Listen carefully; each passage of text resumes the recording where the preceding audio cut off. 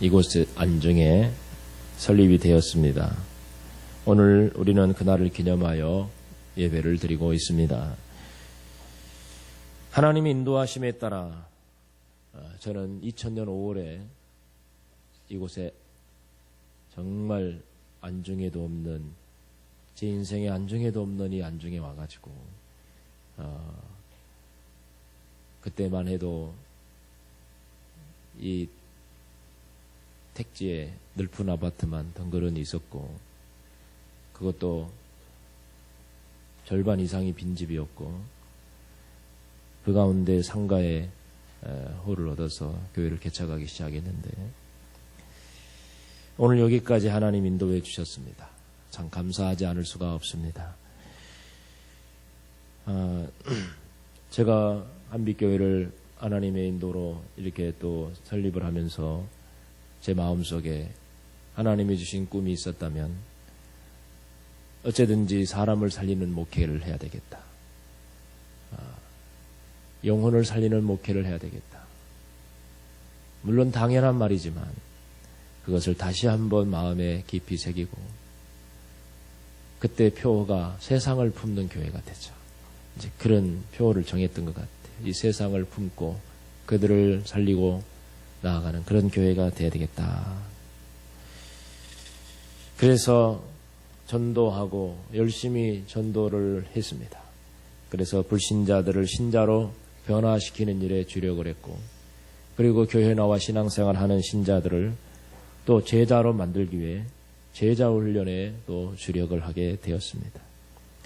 그래서 사람을 살리는 일에 집중을 하게 되었는데, 지난 16년 동안 제가 목회하면서 가장 보람이 있는 것이 있다면 바로 훈련을 통해서 세워진 그러한 훌륭한 일꾼들, 제자들이 지금 교회 구석구석에서 또 이 지역을 살리기 위해서, 영혼을 살리기 위해서 저와 같은 마음과 비전을 가지고 달려가고 있다는 것입니다.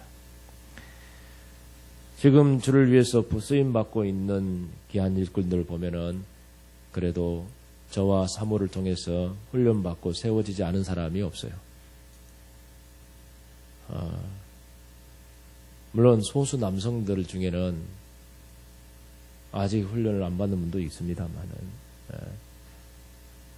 곧 받게 되겠죠. 훈련되지 않고는 사람이 변하지 않고 일꾼으로 세워지기가 참 힘듭니다. 그래서 이렇게 이 일의 목표를 두고 지금까지 달려왔는데요. 가장 큰 열매는 우리 훌륭한 리더들이죠. 리더들이 저보다 더 영혼들을 사랑하고 충성을 하고 있습니다. 어제도 우리 리더 전인 치유수양회를 했는데, 리더들의 마음에는 물론 자기들이 영적으로 더 은혜를 누리고 그런 것도 있지만 어쩐지 그들의 마음에는 셀 가족밖에 없어요. 오로지 그냥 뭘 하든지 간에 셀 가족들이 그들의 마음이 있고, 그래서 그들을 품고 기도하고 그 한 사람 한 사람을 위해서 눈물로 기도하고 섬기는 모습들을 보면 저보다 더 나아요. 참 감사합니다. 주님이 그들을 그렇게 세우셨습니다. 저는 그저 그렇게 세우도록 도와줬을 뿐이고요. 제가 어디 가도 자랑할 수 있는 좋은 리더들입니다.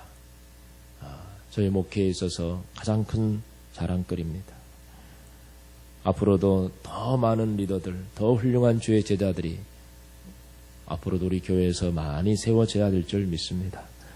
그래서 여러분들이 살고 또 다른 사람을 살리는 그런 우리 교회, 우리 성도들이 돼야 될 줄 믿습니다.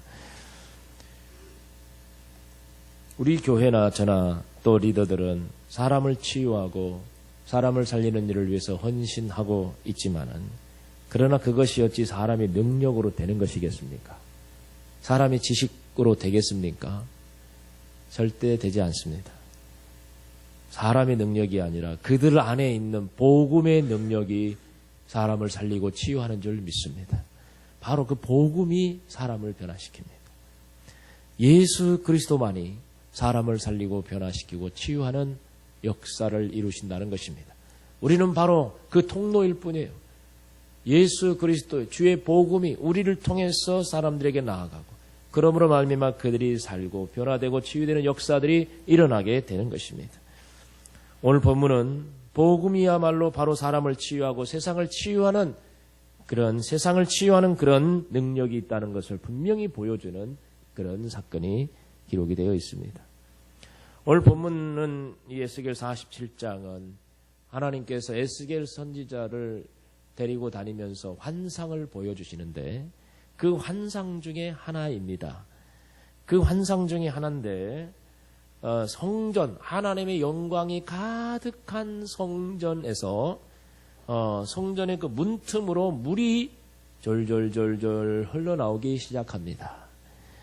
그리고 그 물이 성전에서 흘러나와서 문틈을 타고 바깥으로 흘러나오는데 그렇게 흘러나오는 물줄기가 점점 내려오면서 많아지는데 에스겔 선지자에게 야, 너 자로 한번 재봐라.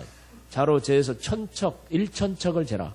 1천척은 1척은 1규빗하고 같아요. 길이가. 그래서 약 50cm. 주로 이 팔꿈치에서 손끝까지가 주로 1규빗 한 척이거든요. 그러니까 50cm 정도 봐야 돼. 그러면은 이게 500m예요. 500m. 500m마다 재는 거예요. 물을 높이를. 근데 처음에 500m 보니까 발목에 물이 찼어요. 또 500m가 지나고 나서 또 재봤더니 이번에는 무릎까지 물이 찼어요. 또 500m를 지나서 또 재보니까 이번에는 물이 허리까지 오게 됐어요. 그리고 나중에 또 500m를 지나서 또 재보니까 그 물이 너무 깊어서 이제는 잴 수가 없을 만큼 깊이 물이 차게 되었다고 했습니다. 그 많은 물줄기들이 모여서 강을 이루게 되고 그 강이 바다를 향하여 들어갑니다. 그래서 이 물이 성전에서 시작한 물이 물줄기를 타고 강을 이루고 나가는데 그렇게 흘러가는 가운데 그 강가에 있던 메말랐던 나무들이 그 물을 통해서 다시 생기를 얻고 꽃을 피우고 열매를 맺기 시작합니다. 그리고 또 그 물이 바다로 들어가니까 죽어버린 바다가 다시 생명을 얻어서 물고기들이 왕성해집니다. 고기가 없어서 떠나버렸던 어부들이 다시 찾아와서 그물을 던지고 있는 것입니다. 그리고 강 좌우에서 다시 싹이 나는 그 나무 잎들은 약재료가 되어서 사람을 치료하게 되었다고 했습니다. 이런 일들이 환상을 통해서 일어나고 있는데 근데 또 특이한 건 뭐냐면 그렇게 강물이 흘러가는데 다 살아나는데 살아나지 않는 곳이 있었어요. 그것이 바로 진펄과 갯벌이 있다는 거였어요. 진펄과 갯벌은 되살아나지 못하고 소금 땅이 되어버렸다. 이곳은 바로 이 물을 흡수하지 못한 땅이었기 때문입니다. 생명의 물을 흡수하지 못한 곳은 결국은 그대로 소금 땅이 되어 죽은 바다가 되고 말았다는 것입니다. 여러분, 성전에서 흘러나오는 물, 그것을 우리는 치유의 복음이라고 말할 수가 있겠습니다. 성전은 바로 하나님이 임재하여 있는 곳입니다. 하나님이 임재하여 계신 영광스러운 곳입니다. 그곳에서 흘러나오는 물은 바로 죽은 강을 살리고 죽은 바다를 살릴 수 있는 치유하는 생명의 물인 것입니다. 곧 성전 대신 하나님으로부터 흘러나온 이 물은 바로 죽은 자를 살리는 복음인 것입니다. 하나님으로부터 나오는 이 생명수, 이것이 바로 복음이요. 예수 그리스도. 내가 곧 물이니. 내가 준 물이니 내가 주는 물을 먹으면 결코 목마르지 아니하리라. 예수님이 말씀하셨듯이 예수님은 생명수예요.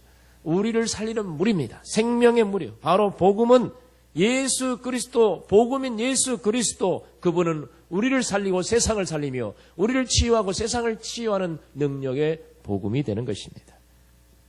바로 그걸 위해서 예수님께서는 우리를 위하여 십자가에 죽으시고 부활하지 않으셨습니까?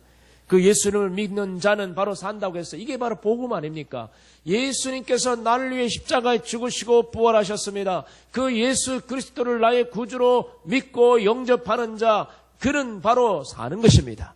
죽은 자가 살고 병든 자가 사는 것입니다. 죽어버린 인생, 병들은 인생, 무너져가는 가정이 다시 살아나는 역사가 일어나는데 바로 이것은 우리를 살리는 것이 예수 그리스도 복음이기 때문입니다. 우리들은 그 복음으로 다시 살아난 자들입니다. 그래서 오늘 본문 속에 되살아난다, 살아난다라는 말이 몇 번 나오고 있는데 8절에도 바닷물이 되살아나리라, 9절에도 되살아나겠고 등 이런 살아난다는 말의 표현이 있는데 이것은 원어로 보면은 라파라는 말이에요. 라파. 여호와 라파라는 말을 쓰죠. 라파. 이건 치료의 하나님이에요. 치료한다. 그래서 이 바닷물이 치유되리라. 치유된다. 생명의 물, 복음이 흘러가는 곳마다 치유의 역사가 일어나는 것입니다. 예수 그리스도의 복음의 물길이 흘러가는 곳마다 치유의 역사가 일어나는 줄 믿습니다. 이 복음이 여러분 안에 들어가면 여러분이 치유되는 줄 믿습니다. 이 복음이 여러분의 가정에 흘러 들어가면 여러분의 가정이 회복되고 치유되는 줄 믿습니다. 이 복음이 세상을 향하여 흘러가면 세상이 살고 세상이 치유되는 줄 믿습니다. 복음은 그런 살리는 능력이 있어요. 치유하는 능력이 있는 것입니다. 그래서 예수 그리스도, 복음 대신 예수 그리스도께서 이 세상에 오셔서 증거되는 말씀을 통해 수많은 자들이 영원히 살게 되었고, 예수 그리스도를 통해서 수많은 자들이 병고침을 받고 귀신이 물러 쫓겨나고, 또 예수 그리스도를 통해서 굶주린 자들이 굶주림을 해결하는 이 모든 능력이 나타나는 것은 복음이신 예수 그리스도를 통해 나타나는 능력이에요. 그 예수님이 지금 우리 삶 가운데 우리가 그 예수님을 모셔드릴 때 우리 삶에도 똑같은 치유의 역사, 회복의 역사가 일어나는 줄 믿습니다. 토크쇼의 여왕이라고 하는 오프라 윈프리라는 사람이 있죠. 여러분 잘 아실 겁니다. 2011년도 11월 12일에 뉴욕에서 열린 거버너스 어워즈라는 그 시상식에서 이 장 허숄트 인권주의상을 받는 영예를 누리게 됐다고 합니다. 이 상은 어떤 사람에게 주는 상이냐면 전 세계 사람들에게 희망의 싹을 퍼뜨려서 절망 속에 있는 사람들을 치유해 주는 그런 역할을 한 사람에게 주는 상이라고 합니다. 이 오프라 윈프리는 바로 그렇게 이 세상에 절망 속에 있는 사람들에게 희망을 주는, 고통 속에 살아가는 사람들을 치유해 주는 그런 생명의 사람이 되었던 것이죠. 그것을 인정하고 상을 준 겁니다. 그녀가 이렇게 명성을 얻게 된 것은 25년 동안 전 세계인들이 웃고 울게 한 이 오프라 윈프리 쇼라는 이 프로그램 때문이었습니다. 이 프로그램은 전 세계 132개국에서 1억 4천만 명이 시청을 할 정도로 엄청난 인기를 얻었던 그런 쇼입니다. 그녀는 이 프로의 진행자로서 총 47번이나 에미상을 수상했고, 사회자인 그녀는 아메리칸 드림의 상징이 되었다고 합니다. 그녀는 이 시대에 수많은 사람들을 살리는 훌륭한 사람이었음에 분명합니다. 그 쇼를 보면서 많은 사람이 치유되고 용기를 얻고 힘을 얻었다고요. 그래서 그 상을 준 거죠. 그러나 그녀가 그렇게 영향력 있는 사람으로 성장하기까지의 그의 인생 스토리는 그리 밝지 못했습니다. 그녀는 사생아로 태어났습니다. 9살 때부터 사촌 오빠에게 성폭행을 당했고 결국 14살에 그녀는 미혼모가 됩니다. 그나마 태어난 아이는 2주 만에 죽어버렸고 마약 복용을 하며 살았으며 그는 107kg이나 되는 체중을 가진, 그래서 전혀 삶의 의욕을 갖지 못한 그런 청소년이었던 것입니다. 이 흑인 청소년의 이 여인의 이 삶은 그야말로 비참했고 그대로 살았다면 그녀의 인생은 뻔한 결과를 가져왔을 것입니다. 그러나 그녀의 이 칠흑과 같은 어둠의 인생 속에 빛이, 한 줄기 빛이 비치는 역사가 일어나는데, 정말 죽을 수밖에 없는 이 소망, 이 삶 속에서 이 생명의 싹이 나는 그런 아주 놀라운 일이 그의 인생 속에 하나 생겨나게 되는데, 그 뭐냐면 그녀를 버리고 떠나버렸던 아버지, 그래서 사생아로 태어날 수밖에 없었던 이 여인의 비참한 인생의 원인이 되었던 바로 그 아버지, 그 아버지가 예수님을 믿고 새 사람으로 거듭난 후에 돌아온 거예요. 그래가지고 이 오프라 윈프리를 찾아서 키우기 시작합니다.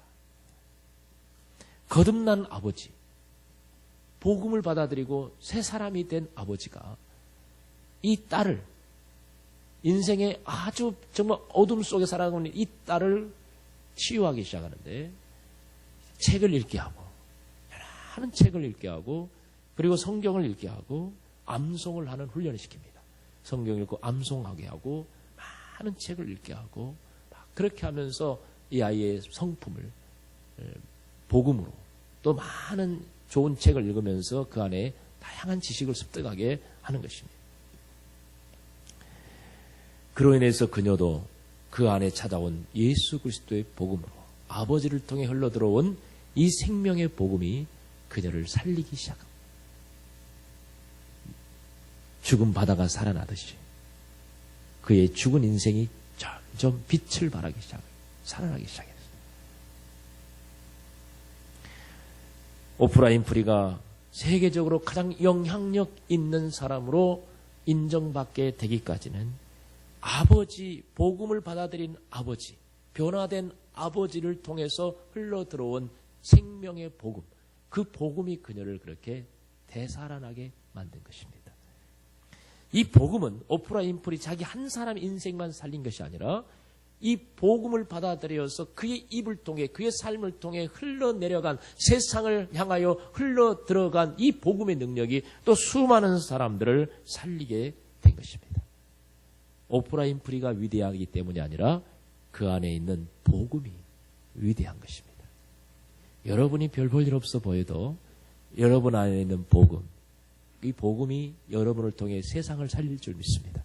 믿습니까? 내 인생은 오프라 윈프리보다 더 못하다 한 사람 들어보세요. 나는 오프라 윈프리 젊었을 때 그런 인생보다 나는 더 못한 인생을 산 사람 한번 손 들어보세요. 아무도 없죠? 그런 여러분 훨씬 더 가능성 있는 사람들이에요. 여러분 안에 복음이 들어가면 더 능력 있게 쓰임받게 될 줄 믿습니다.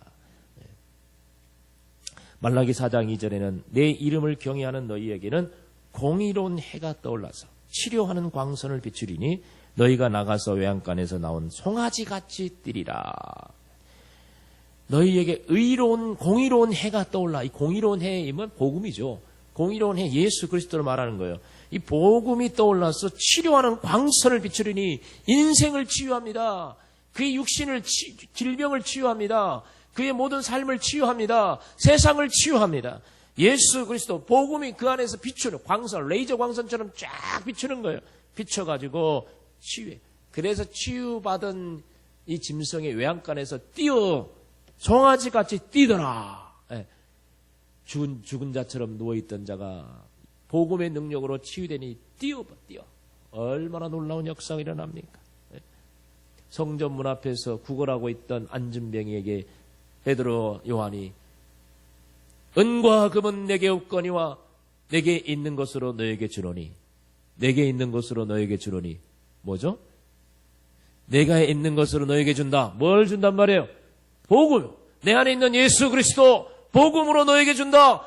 나사렛 예수 이름으로 일어나 걸으라 했더니요, 태어나면서 또 안전병이가 돼 40세가 넘었는데 그때까지 안전병이로 인생을 비참하게 구걸하며 살았던 인생이 갑자기 벌떡 일어나게 했어요. 다리에 힘을 얻고 일어난 거예요. 너무 기쁘고 즐거우니까 그 성전 안에 뛰어다니면서 춤을 췄다고 했습니다. 베드로 안에 있는 복음의 능력이 이 안진병에게 흘러들어간 것입니다. 그랬더니 이 다리가 힘을 얻게 되고 그 인생은 다시 회복됩니다. 다시 구걸하겠습니까?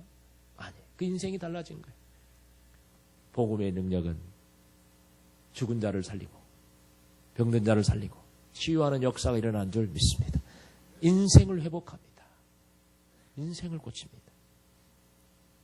그래서 사도행전 26장 18절에도 말합니다. 그 눈을 뜨게 하며, 복음은 뭐냐? 그 눈을 뜨게 하여 어둠에서 빛을 보게 하십니다.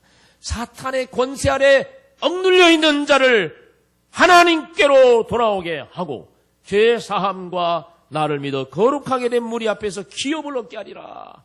사탄의 권세 아래 억눌려 살아가는 자들을 이 복음의 능력이 건져내는 거예요. 하나님 앞으로 건져내는 거예요. 영청을 지금도 세상 속에는 정말 마귀의 종이 되어 악한 짓을 행하며 죄 가운데 살아가는 사람들이 얼마나 많습니까? 예수 그리스도의 복음이 그들을 거기서 건져내어 하나님의 나라 백성이 되게 할 줄 믿습니다. 복음의 능력이 그렇게 하는 것이죠.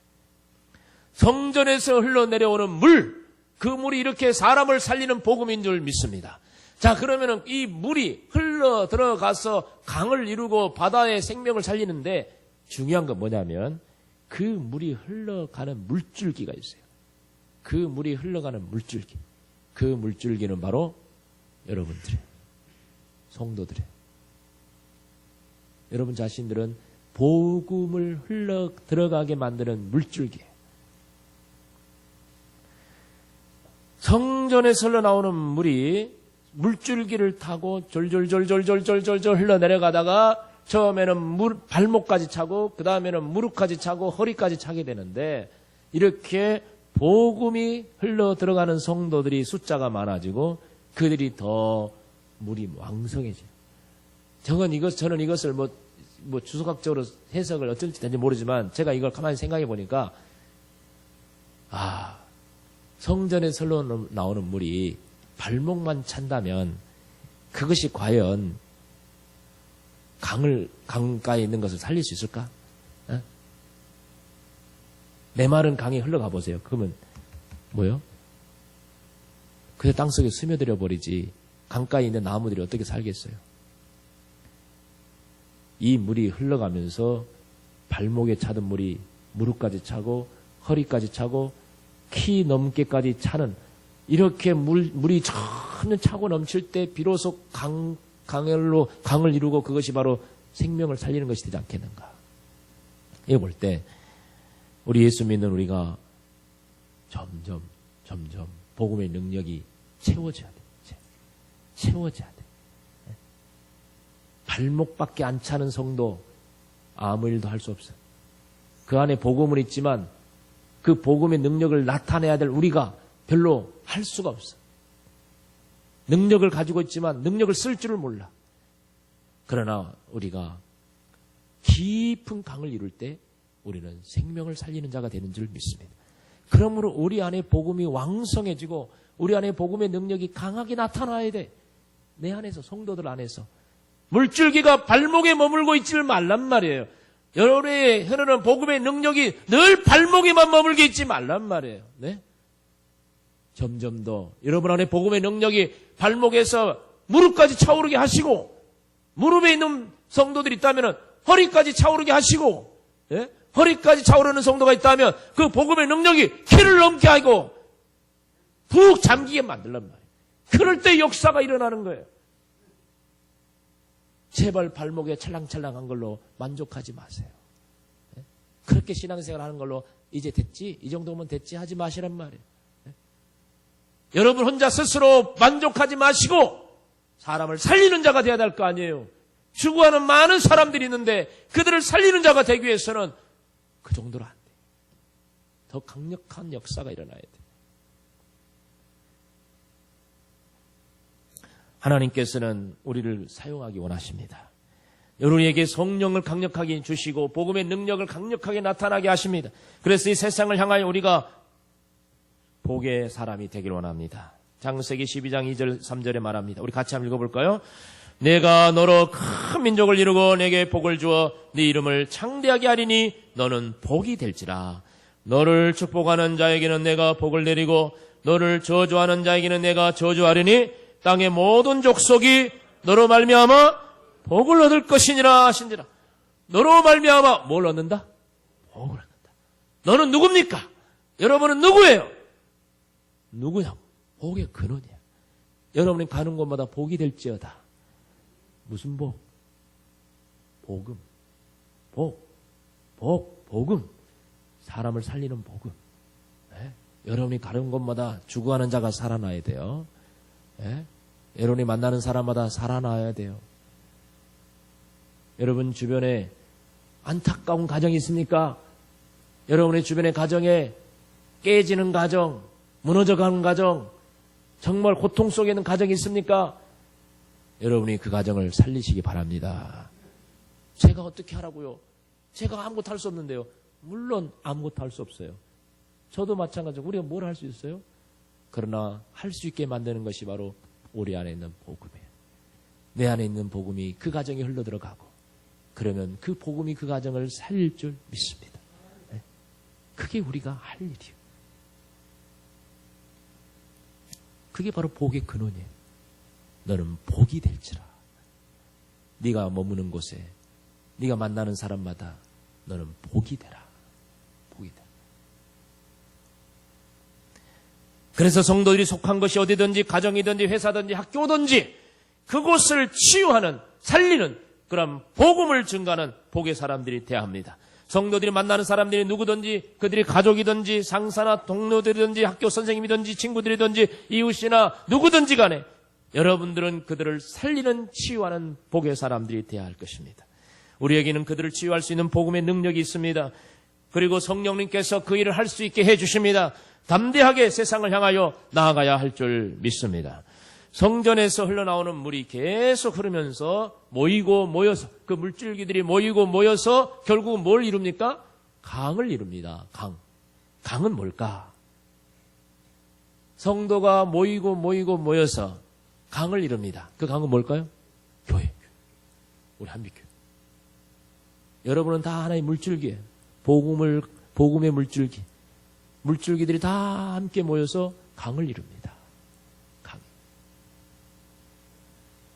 그래서 교회 공동체가 이루어집니다. 강을 이루면 물줄기가 할 수 없는 일을 할 수 있습니다. 강은. 네. 더 강력한 일을 할 수 있어요. 하나님이 교회를 두신 것은 성도 한 사람 한 사람이 할 수 없는 일을 교회가 할 수 있게 하시기 위하여 공동체를 주십니다. 그러므로 우리 교회는 세상에 빛이 되고 소금이 되어야 되는 것입니다. 우리 한빛교회가 이곳에 세워져서 여러분들 이 복음의 물줄기들을 다 모아주셨습니다. 하나의 강을 이루게 하셨습니다. 이제 이 강이 이 세상을 향하여 나아가야 돼요. 이 세상은 바다입니다. 바다. 이 바다예요. 이 어둠의 세상 바다예요. 이 강이 바다를 흘러 들어가야 되는 거예요. 교회들이 세상으로 흘러 들어가야 되는 거예요. 복음을 가지고 흘러 들어가야 되는 거예요. 그럼 우리 교회를 통해 세상이 살아나는 거예요. 우리 교회는 복음으로 이 지역을 살리는 교회가 되어야 합니다. 우리 교회는 이 안중에서 어떤 역할을 하고 있을까요? 지역민들이 우리 교회의 존재를 알고 있을까요? 이 안중을 살리고 평택을 살리는 이 교회가 돼야 되는데 이 안중이라는 이 조그만 도시에서 한빛교회 그러면 알까요? 모를까요? 알아요? 몰라요? 알아요? 물어봐요. 한빛교회 아냐고? 한빛교회 어디 있어? 그러면 창피한 일이죠. 여러분 안중에 사는 사람들 회사에서나 누구 만나면 나 한빛교회 다니는데 한빛교회 어딘지 알아? 몰라? 어디 있어? 한참 설명해야 돼. 하민하고 회원하고 어디 있어. 어? 그런 말 안 해도 한빛교회 알아? 한빛교회 목사님 알아? 몰라. 아이 그럼 안 돼 있어. 교회만 알리면 안 되고 목사님까지 자랑해야지. 어? 한빛교회 자랑. 성도들 항상 자랑 세 가지 해야 된다. 예수님 자랑, 교회 자랑, 그다음에 뭔 자랑? 플러스 알파, 성도들 자랑.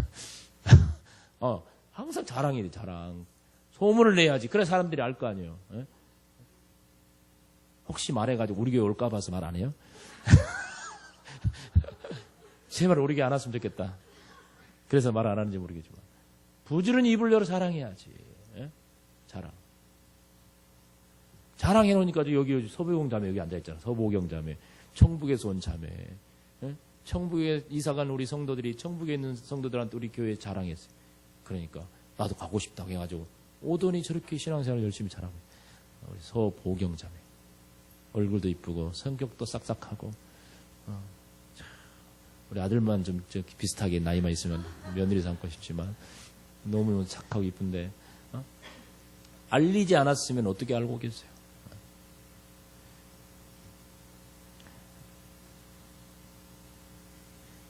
우리 이 동네는 조그만 동네라서 그렇게까지 안 할 줄 알지만 어느 도시 같은 데는요 교회 알리기 위해서 성도들이 주일날 되면요 자기 차 안 가져오고 택시 불러서 타고 온답니다.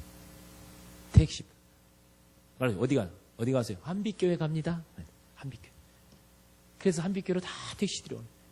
그래가지고 거스름돈 안 받아요. 거스름돈 다 가지세요. 말이에요. 임신 쓰는 거예요. 그러면 택시기사가 기분이 좋잖아요. 이 도시에서 제일 소문을 잘 내는 사람이 바로 홍보대사가 누구냐면 택시기사예요. 택시기사는 택시 타고 가면서 앉아가 손님하고 할 이야기 없잖아요. 혹시 이 동네 교회 좋은 교회 있나요? 혹시 안 물어보면 어느 교회 말해주겠어요? 한빛교회. 당연하지. 한빛교회 말하는 거예요. 자기도 가봤거든. 손님 데려다주면서.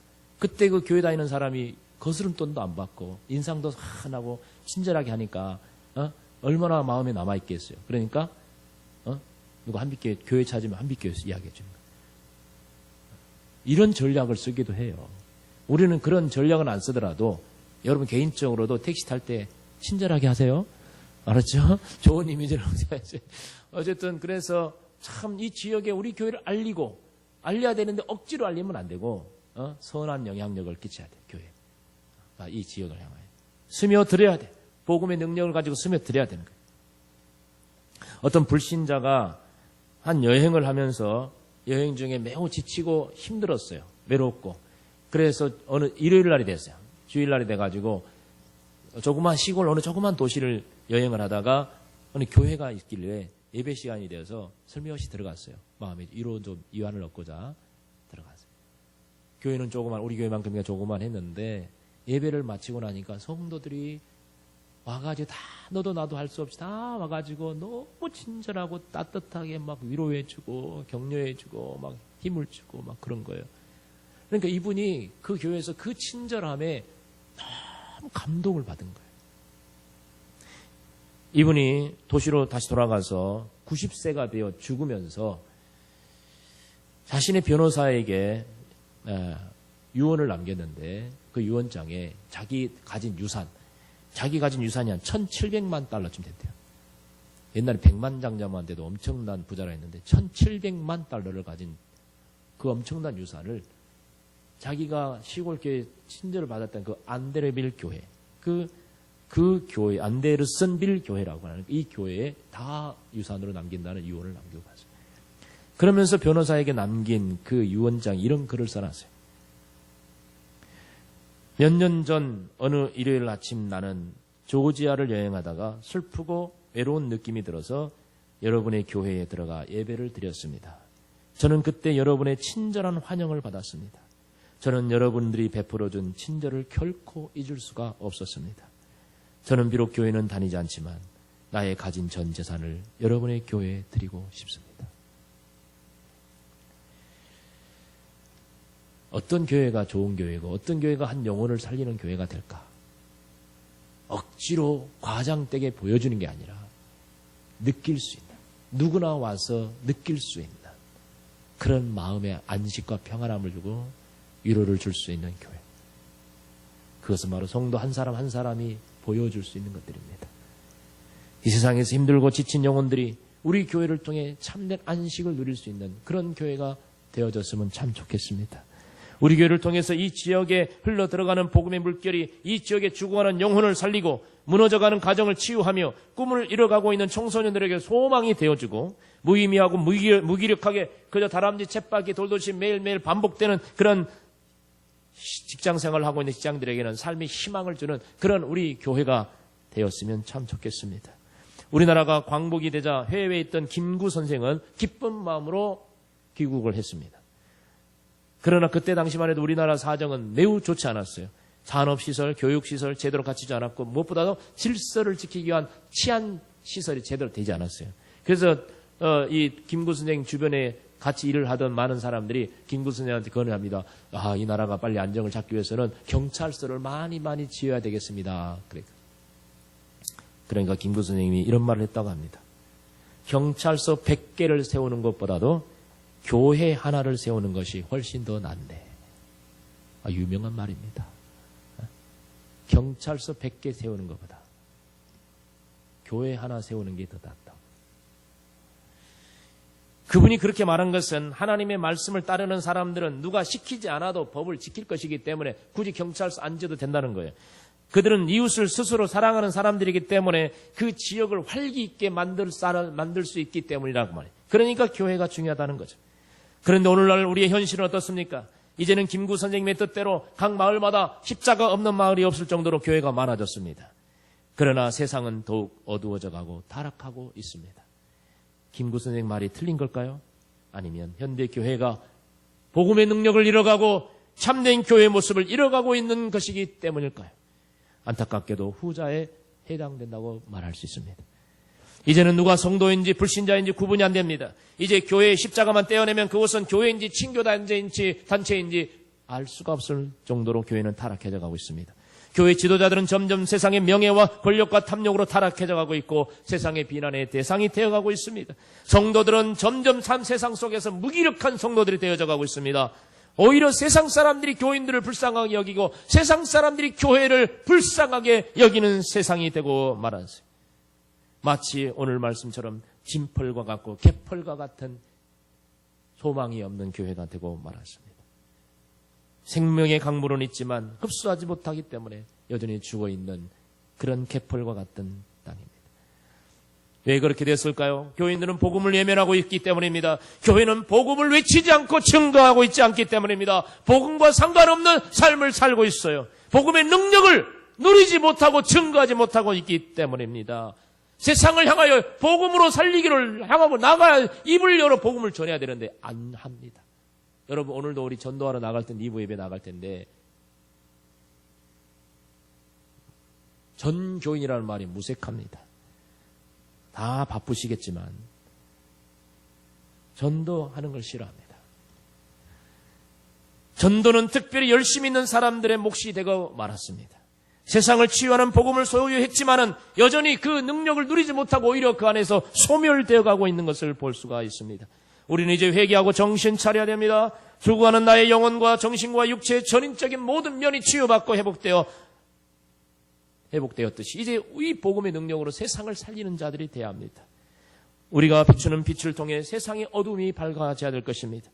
그렇게 하는 것이 우리가 이 세상에 사는 동안 우리 교회가 이곳에 존재하는 한 우리가 감당해야 될 우리의 사명입니다.